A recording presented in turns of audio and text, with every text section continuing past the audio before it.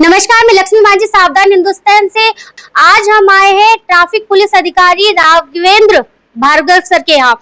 जैसे कि देखा गया है कि भिंड में बहुत से लोग बहुत तेज गति से वाहन चलाते हैं, उस वजह से बहुत सारे एक्सीडेंट होते हैं। जो तेज गति से वाहन चलाते हैं उनके लिए हमारे पास जो इक्विपमेंट है, एक इसको स्पीड राडार गन बोलते हैं। इसके अलावा एक इंटरसेप्टर वाहन है, उसके द्वारा नियमित रूप से हमारे द्वारा जितने भी अपने नेशनल हाईवे हैं और राष्ट्रीय राजमार्ग और स्टेट हाईवे हैं उन पर चेकिंग लगाई जाती है नियमित तौर पर। और जो भी इस राडार में मशीन में जो पाए जाते हैं कि ओवर स्पीडिंग कर रहे हैं, उनके खिलाफ उसकी चालानी कार्रवाई की जाती है। सर, देखा गया है कि अभी जो नए छोटे छोटे बच्चे हैं वो भी आजकल ना बाइक चलाना स्टार्ट कर देते हैं, वो भी हाईवे पर बाइक चलाने लगे हैं। जो लर्निंग लाइसेंस है उसकी एज 16 ईयर्स है, उसमें लर्निंग बनता है। उसके बाद विदाउट गियर, उसके बाद जब 18 ईयर्स के आते हैं उसके बाद उनका आरटीओ के द्वारा परमानेंट लाइसेंस दिया जाता है। उससे समय समय पर हम लोग जब अवेयरनेस प्रोग्राम चलाते हैं तो अपील भी की जाती है स्कूलों में कि आप लोग जितने भी नाबालिग हैं वो जब तक उनका लाइसेंस न बन जाए तब तक वो वाहन न चलाएं।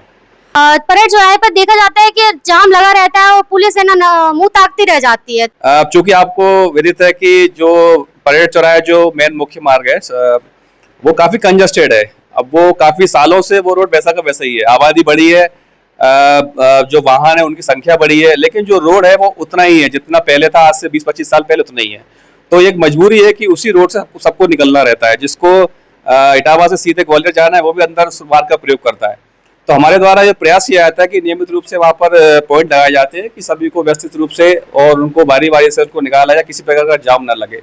परंतु जनता को भी थोड़ा सा सेल्फ डिसिप्लिन होना पड़ेगा अपने आप में कि जब उनको वहाँ पर रोका जाता है या किसी तरीके से उनको बताया जाता है कि आगे जाम लग सकता है, आप इधर डाइवर्ट हो जाए, तो अगर वो डाइवर्सन का पालन करेंगे तो निश्चित रूप से जाम नहीं लगेगा।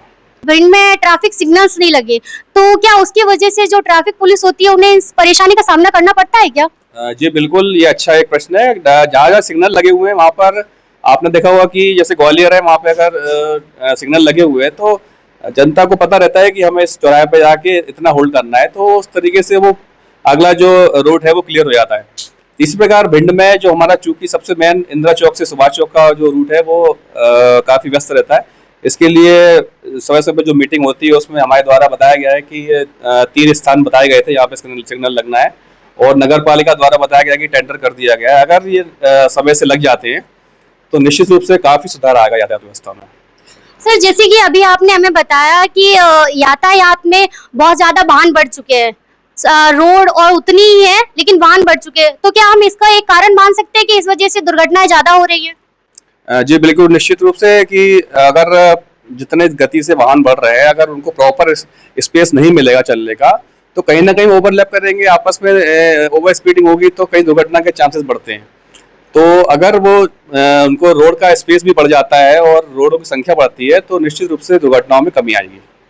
तो सर, आप इस वीडियो के माध्यम से भिंड के नागरिकों को कुछ संदेश देना चाहेंगे? मेरा भिंड के नगर वासियों से बस यही निवेदन है कि पुलिस के ट्रैफिक का जवान अगर वो धूप में खड़ा है और आपकी सेवा के लिए और जनता की सेवा के साथ साथ जो यातायात व्यवस्था बनाने के लिए वो अगर है तो कृपया उसकी मदद करें। अगर किसी प्रकार का भी अगर वो आपको निर्देश देते हैं कि आप सहयोग प्रदान करें उनको डाइवर्सन के लिए, अगर वो खड़े हैं कि आप कृपया आगे न जाकर यहाँ से डाइवर्स हो जाए, आगे किसी प्रकार का जाम लग सकता है, तो आपकी मदद के लिए खड़े हुए हैं। इसके अलावा जन जागरूकता अभियान जो हमारे द्वारा चलाए जाते हैं स्कूलों में, कॉलेजों में, बस स्टैंड पर और जितने पब्लिक प्लेसेस हैं उन पर जाकर ये बताया जाता है कि कृपया अपने जो सुरक्षित, जब आप घर से निकलें तो जो हेलमेट है, सीट बेल्ट है, इसका पालन, सुरक्षा के जो मापदंड है उसको पालन करें। और साथ ही साथ जो सबसे मेन कारण है ओवर स्पीडिंग का, तो ओवर स्पीडिंग न करें, नाबालिग बच्चों को वाहन चलाने की अनुमति न दें। तो सबसे मिला जुला प्रयास हमारा ये था कि चालान की कार्रवाई एक अंतिम विकल्प है। सबसे पहले इंसान को खुद सेल्फ डिसिप्लिन हो जाए और वह नियमों को अगर फॉलो करता है तो निश्चित रूप से दुर्घटनाओं में कमी होगी और सुचारू से संचालन यातायात व्यवस्था का हो पाएगा। धन्यवाद।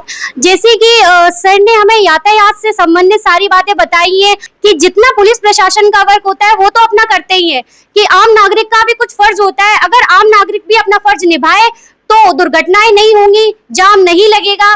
बस यही हम आपको इस वीडियो के माध्यम से समझाना चाहते हैं।